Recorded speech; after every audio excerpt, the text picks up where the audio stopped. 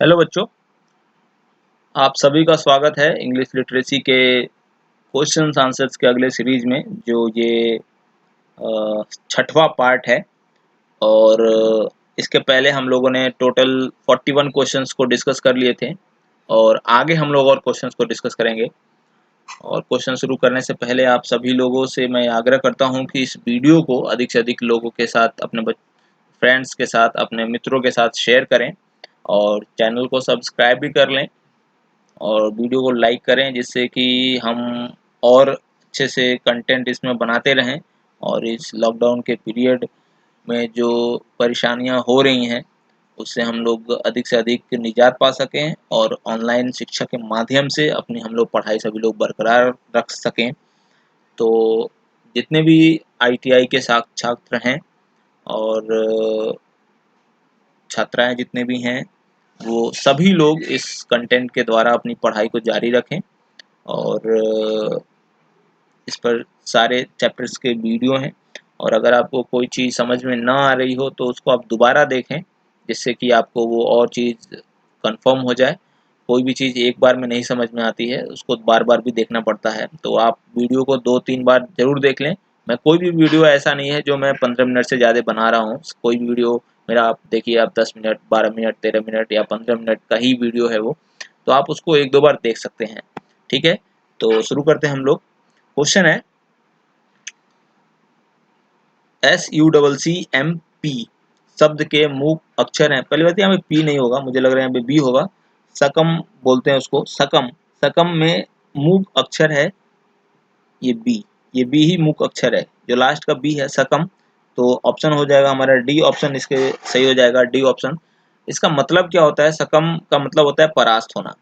सकम का मतलब होता है परास्त होना। ठीक है, और अगला क्वेश्चन देखते हैं हम लोग।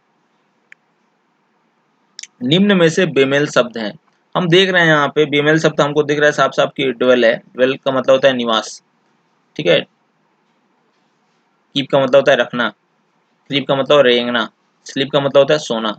यहाँ पे डबल ई है, डबल ई है, डबल ई है, यहाँ पे डबल ई नहीं है।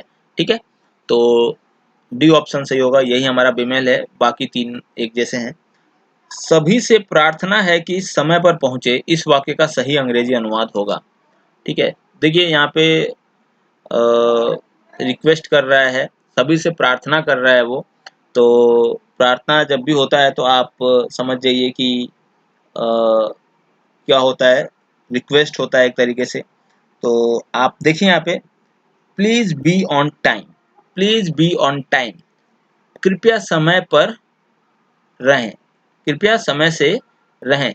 अब यहाँ पे सभी से नहीं आ रहे हैं तो ये तो गलत हो गया। सभी कहीं ना कहीं होगा ना, ऑल। देखिए ऑल या एवरीबॉडी यूज होता है। ठीक है, ऑल या एवरीबॉडी। ठीक है, तो ये ए और बी तो गलत हो गए, तो सी और डी में से कोई एक होगा। पढ़ते हैं, all are requested to reach in time, everybody should come in time. ठीक है, सभी को समय से आना चाहिए, ये सुझाव हो गया। ठीक है, ये हमारा सुझाव हो गया। शुड का प्रयोग करते हैं वहां पे जहाँ पे सुझाव दिया जाता है, लेकिन यहाँ पे प्रार्थना है। ऑल आर रिक्वेस्टेड, सभी से प्रार्थना है, टू रीच इन टाइम, कि समय पर पहुंचे। तो इसका सी जवाब बिल्कुल सही होगा, हमारा सी प्रश्न, सी जवाब इसका सही होगा। तो कभी कभी कोई क्वेश्चन हमारा नहीं भी आता है तो उसको हम लोग ऑप्शन एलिमिनेट करके जो गलत है उसको छांट के सही को खोजते हैं। अगला क्वेश्चन देखते हैं हम लोग। Let the room be lighted before you enter, इस वाक्य का सही एक्टिव वॉइस होगा। देखिए ये एक्टिव और पैसिव वॉइस का क्वेश्चन है। तो ये जो इम्परेटिव सेंटेंस का इन्होंने पैसिव बनाया है। ठीक है, तो इसका मैं आपको सही जवाब बता दे रहा हूँ। ठीक, light the room before you enter, B इसका सही जवाब होगा। ठीक है, तो आप बस इसको समझ लीजिए, कभी समय मिलेगा तो मैं इस पे अलग से एक वीडियो बना लूँगा। ठीक है, आप बस इसको याद कर लीजिए। यहाँ मैं बस आपको यही कह सकता हूँ। She said I play football, इस वाक्य का इनडायरेक्ट क्या होगा? ठीक है, फिर से ये इनडायरेक्ट स्पीच का एक क्वेश्चन आ गया। She said I play football, तो इसका जो होता है, ये देखिए पास्ट टेंस में है। तो इसका जो सही जवाब है मैं आपको बता दे रहा हूँ। इसका मेरे अनुसार बी होना चाहिए, ठीक है। He said that he played football, ठीक है, he said that he played football, ठीक, बीच में डैट जुड़ जाता है, ठीक। तो everyone loves his country, everyone loves his country, ठीक है। अब इस वाक्य का प्रश्नवाचक वाक्य पूछ रहा है। अब मैंने आपको बताया था कि जो भी प्रश्नवाचक वाक्य बनेगा सब में देखिए हु शुरू हुआ है, ठीक है। पहली बात आप देखिए यहाँ पे जब लव्स है, हर इंसान अपने देश से प्यार करता है, ये हमारा सिंपल प्रेजेंट है। तो हमारा वहाँ पे क्या आएगा, हैज और हैव तो आएगा नहीं भाई। पहली बात हम देखें, हैज और हैव नहीं आएगा क्योंकि यहाँ पे एस या ईएस लगा है, तो हमारा ये प्रेजेंट है। तो हमारा जो प्रश्नवाचक वाक्य होगा वो भी कन्वर्जन जब करेंगे प्रश्नवाचक वाक्य में तो वो भी हमारा क्या होगा, प्रेजेंट ही होगा, प्रेजेंट, ठीक है, इंडेफिनिट ही होगा। तो ये दोनों तो गलत हो गए, हैज हैव वाले सी और डी गलत हो गए, ठीक है। तो हमारा सही क्या हो जाएगा, who do not loves his country, ठीक है, who does not love his country, ठीक है। तो आप बताइए कि यहाँ पे डज किसके साथ लगता है, डू किसके साथ लगता है। आप समझ लीजिए डज जो होता है वो एक वचन के साथ लगता है और जो डू होता है वो बहुवचन के साथ लगता है। तो ए इसका सही जवाब है, इसलिए सही जवाब है क्योंकि एवरीवन जो है ये एक आदमी को डिनोट करता है, एवरीवन लव्स हिज कंट्री, प्रत्येक आदमी, तो एक आदमी को डिनोट करता है, इसीलिए यहाँ पे डज का प्रयोग हुआ है। तो इसका ए ऑप्शन सही होगा। नेक्स्ट क्वेश्चन पे चलते हैं हम लोग। पास्ट कंटिन्यूअस टेंस का उदाहरण है। अब देखिए भाई, पहली बात यहाँ पे हमें कंटिन्यूअस देखना है। कंटिन्यूअस है तो आईएनजी होगा। देखिए कहाँ आईएनजी है, कहाँ आईएनजी है, इसमें आईएनजी नहीं है, गलत हो गया, ठीक। He had gone away too far, इसमें आईएनजी नहीं है, गलत हो गया। We will go there, ING नहीं है, गलत हो गया। He was sleeping when you come, तो डी ऑप्शन सही है। देखिए कितना आसान है, ऐसे क्वेश्चन आते हैं तो आप समझ जाइए कंटिन्यूअस है आईएनजी होना चाहिए, ठीक है। अगर कंटिन्यूअस का दो है पहचानने का तरीका, पहला सबसे बड़ा पहचानने का तरीका आईएनजी होना चाहिए और दूसरा इजेमार अगर प्रेजेंट है तो, और वॉज वेयर अगर पास्ट है तो, और फ्यूचर है तो विल बी शैल बी, बस और कुछ नहीं। और आधा ऑप्शन तो ऐसे कट जाते हैं अगर हमने ये चेक कर लिया कि कहाँ आईएनजी फॉर्म है, ठीक है, जैसे इस क्वेश्चन में था। अगला है सी वॉज ईटिंग फूड, वाक्य का सही पैसिव वॉइस है, ठीक है। तो फिर से एक हमारे हमारे पास ये एक एक्टिव पैसिव का क्वेश्चन आ गया है, ठीक है। तो ये पहली बात टेंस बताइए कौन सा टेंस है। सी वॉज ईटिंग आईएनजी फॉर्म है और वाज है, तो कौन सा हो गया ये, पास्ट कंटिन्यूअस। जब भी आईएनजी फॉर्म होता है तो हम वहाँ पे बीइंग का प्रयोग करते हैं, पैसिव वॉइस में बीइंग लगता है, ठीक है। तो बीइंग देखिए किसमें लगा है, ये गलत है, ए और बी में से कोई एक सही होगा। तो सी वॉज बीइंग ईटिंग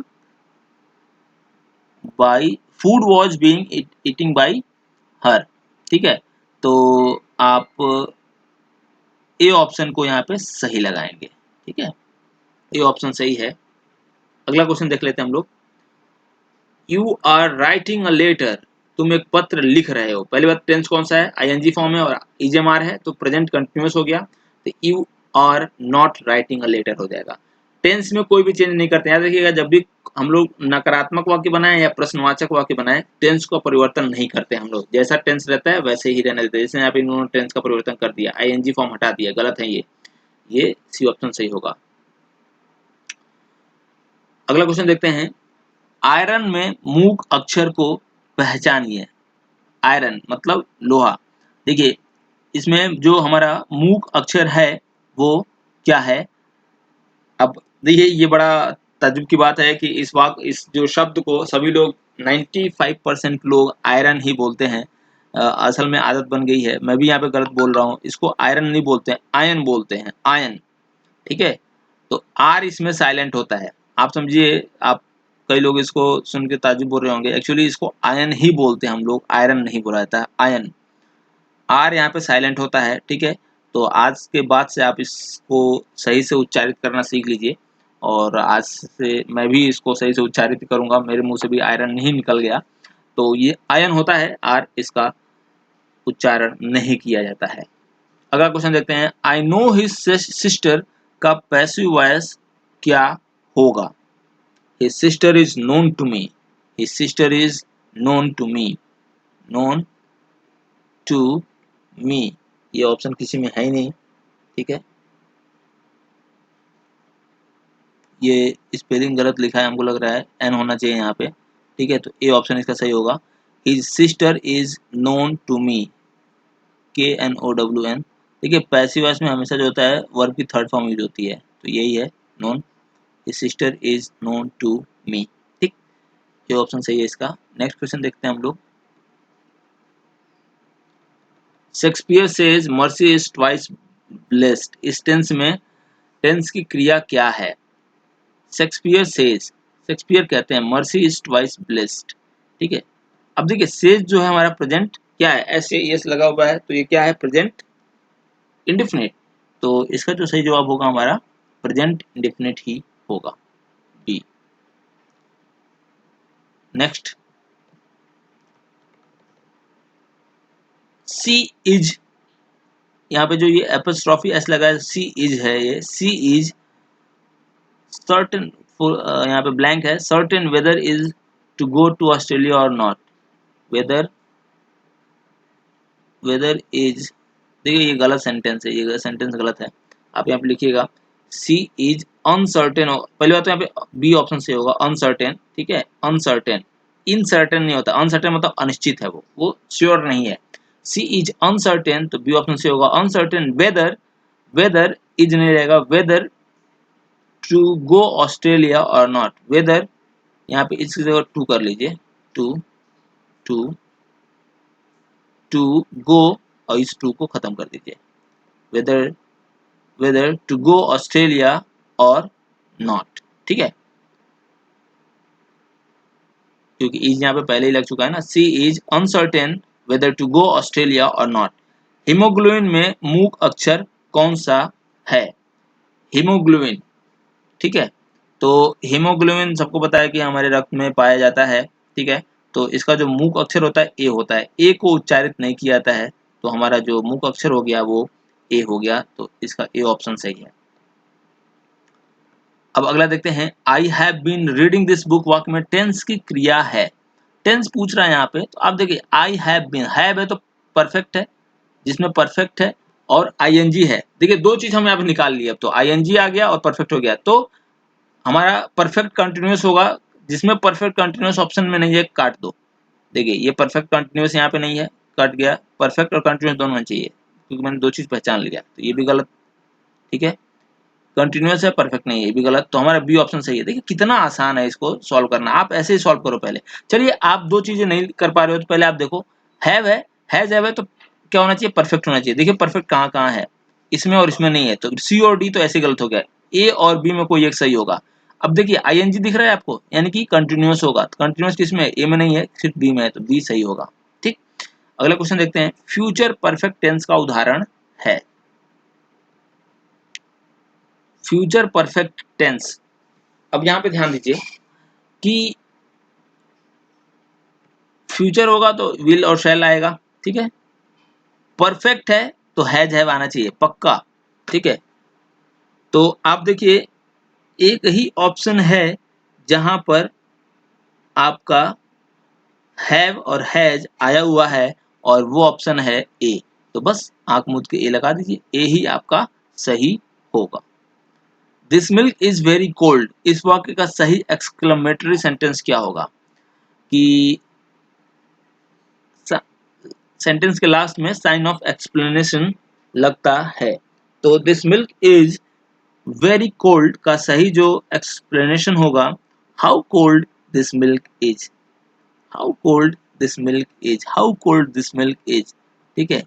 तो बी ऑप्शन इसका सही होगा, how cold this milk is. हमेशा क्वेश्चन मार्क्स, क्वेश्चन वाक्यों से स्टार्ट होता है, एक्सक्लेमेटरी व्हाट से स्टार्ट होगा, हाउ से स्टार्ट होगा, व्हेन से स्टार्ट हो सकता है, ठीक है। अब यहाँ पे कोल्ड की बात कर, व्हाट ए मिल्क का मतलब क्या शानदार मिल्क है, ये नहीं होगा। This milk is very cold मतलब वो निराशा जता रहा है कि बहुत ठंडा है ये। How cold this milk is, how cold this milk is, आश्चर्य से बोल रहा है how cold this milk is, तो बी ऑप्शन से होगा इसका। नेक्स्ट क्वेश्चन देखते हैं, पूछताछ पत्र है, ठीक है। व्यक्तिगत पत्र ए ऑप्शन, और बी है औपचारिक पत्र, सी है व्यावसायिक पत्र और डी है सामाजिक पत्र। देखिए जब भी कोई पूछताछ होता है, ठीक है, कि व्यक्तिगत जो पत्र होता है उसमें कोई पूछताछ नहीं होता है। व्यक्तिगत में आदमी अपना समझ लेता है, ठीक है। और औपचारिक पत्र जो होते हैं, ऑफिशियल पत्र जो फॉर्मल लेटर होते हैं, उसमें पूछताछ नहीं होती है।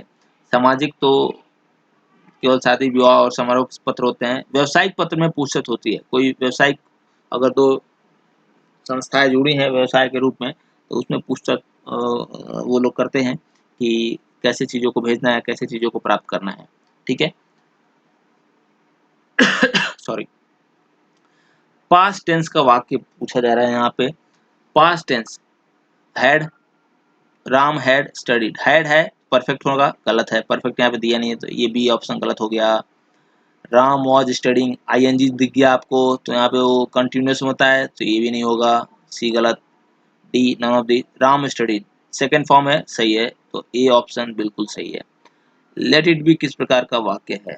Let it be, let it be का मतलब होता है इसको ऐसे ही रहने दो, रहने दो, लेट इट बी, ठीक है। तो यहाँ पर सूचनात्मक, सूचना नहीं दिया जा रहा है यहाँ पे, लेट इट बी, रहने दो, ठीक है। तो प्रार्थ प्रार्थना नहीं किया जा रहा है यहाँ पे, ठीक है। और please, please let it be का प्रयोग होता अगर वहां पे होता, ठीक है। ये लेट इट बी, ये आदेश दिया जा सकता है। जैसे अगर कोई चीज कहीं से उठाया जा रहा है, तो लेट इट बी, उसे वही रहने दो, रहने दो, ठीक है। देखिए यहाँ पर ए और सी दोनों हो सकता है, अगर अब डिपेंड करता है कि वो किस भाव में पूछा गया, लेट इट बी, रहने दीजिए, ठीक है। तो इसका आप ए और बी दोनों लगा सकते हो। अब पूरा सेंटेंस पढ़ने के बाद यहाँ पे बताया जा सकता है कि क्या सही जवाब होगा इसका, क्योंकि जब तक सेंटेंस में ये यूज ना हो तब तक हम लोग निश्चित पे जा नहीं सकते हैं। तो यहाँ पे ए और सी दोनों में से कोई भी लगा सकते हो मेरे अनुसार, ठीक है। जैसे कोई इंसान है, अगर किसी से कोई या मतलब निवेदन कर रहा है कि कृपया मुझे अगर कोई गरीब है, किसी के यहाँ किराए पे रह रहा है, तो वो अगर किराया नहीं दे पा रहा है, तो होता है ना कि बोलते हैं कृपया मुझे रहने ही दो यहाँ पे, तो वहाँ पे यूज करते हैं let it be, let it be, रहने दो, मैं रेंट बाद में दे दूंगा, अभी ऐसे चल रहा है चलने दो। तब उस कंडीशन में आपका प्रार्थना सूचक हो जाएगा, ठीक है। और आदेशात्मक कब हो जाएगा? लेट इट बी, मतलब अगर आप घर में दो लोग रहते हो, बड़ा भाई है और छोटा कोई चीज़ सामान कहीं से उठा रहा है, तो वहाँ पे आपने आदेश दे दिया लेट इट बी, उसको वहीं पे रहने दो, वो वहीं पे रहेगा, ठीक है। कोई सामान कोई चीज़, ठीक है। तो यहाँ पे 50-50 है, लेकिन आप जो पर्दा जो भारी भारी लग रहा है वो सी की तरफ लग रहा है, क्योंकि अ, थोड़ा सा निवेदन और दया के तौर पे इसको ज़्यादा यूज किया था, लेट बी, रहने दीजिए ना, ठीक है। तो सी आप लगाइएगा, ठीक। और अगर सी ऑप्शन में नहीं है, प्रार्थना प्रार्थनात्मक नहीं है, अगर ये दिया हुआ है तो आप ये भी लगाएंगे, क्योंकि ये भी सही है, ठीक है। अगर ये ऑप्शन ना हो तो ये जरूर लगाइएगा। अगला क्वेश्चन देखते हैं। सेज शब्द का सही उच्चारण है, इसको बी बोलते हैं, सेज, सेज ही बोलते हैं, ठीक। सेज शब्द का सही उच्चारण है, सेग नहीं बोला जाता है उसको, और न ही साज बोला जाता है, ठीक है। और एस ए जी का सही उच्चारण सेज ही होता है, ठीक, जिसका मतलब होता है पंडित, या आप इसको बुद्धिमान भी लोग बोलते हैं, कई लोग साधु संत भी कहा जाता है सेज का मतलब, ठीक है। ये सारी चीज़ें होती हैं जो मैंने बताया आपको, ठीक। और अगला है हमारा रेक। रेक शब्द में मूक अक्षर कौन सा है जिसका उच्चारण नहीं किया जाता है? तो डब्लू है वो, ठीक है। और इसका जो उच्चारण होता है उसको हम लोग बोलते हैं रेक, ठीक। तो ये ऑप्शन इसका सही है, ठीक। नेक्स्ट क्वेश्चन देखते हैं हम लोग। The latter part of the book is very interesting, ठीक है। जो पिछला भाग था बुक का वो बहुत इंटरेस्टिंग था। तो यहाँ पे जो सेंटेंस है ये यही कहना चाहता है कि द लेटर पार्ट ऑफ जो बुक का पिछला भाग था वो काफ़ी ही वो इंटरेस्टिंग था। तो इसका बी ऑप्शन से होगा लेटर, LATTER। ठीक है। दो he is poor he is honest, इस वाक्य में हाउएवर शब्द का सही प्रयोग होगा। तो इसका however poor he is honest, ये ऑप्शन सही होगा। ठीक है, ये ऑप्शन सही होगा। How ever poor he is honest, how ever बस आगे लग जाता है। ठीक है, तो बी तो ऐसे ही गलत हो जाएगा। और how ever he is poor he is honest. ठीक है, तो जब भी हाउ पर लगता है तो पहले सब्जेक्ट सब्जेक्ट आता है, तो ही पहले आएगा, फिर उसका हेल्पिंग वर्ब आएगा। लेकिन यहाँ पे पहले इसमें इस ऑप्शन में क्या है, पहले यहाँ पे ही इज पुअर, पहले सब्जेक्ट, पहले यहाँ पे ऑब्जेक्ट जो आया है, जब भी ऑब्जेक्ट पहले आता है, लेकिन यहाँ पे ऑब्जेक्ट बाद में आया है, इसीलिए हाउएवर के कंडीशन में होता है, इसलिए आपका ए ही सही होगा। However poor he is honest. ठीक, तो इस पूरे इंग्लिश लिटरेसी के क्वेश्चंस को हमने डिस्कस किए हैं, और आशा करता हूँ कि आपको कुछ तो समझ में आया होगा। और आप इस लॉकडाउन पीरियड में न कॉलेज जाने की स्थिति में जैसे सिचुएशंस हैं उसमें कुछ तो समझ पा रहे होंगे। और अगर आपको कुछ समझने में दिक्कत आ रही है या आप कुछ हमसे पूछना चाहते हो तो आप हमसे संपर्क कर सकते हैं, और यथासंभव मैं आपको रिप्लाई करूँगा। Thank you so much.